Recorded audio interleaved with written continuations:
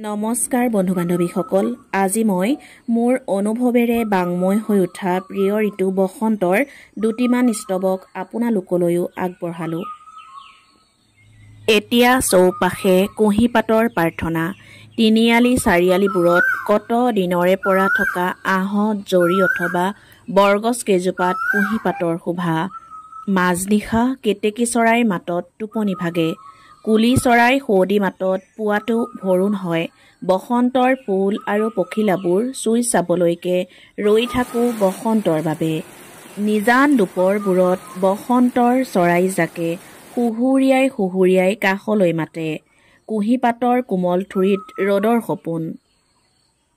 জীৱনৰ সমস্ত সুখ অথবা দুখক একাষৰীয়া কৰি অকণমান হাঁহি বিৰিঙাবলৈকে বসন্ত আহে।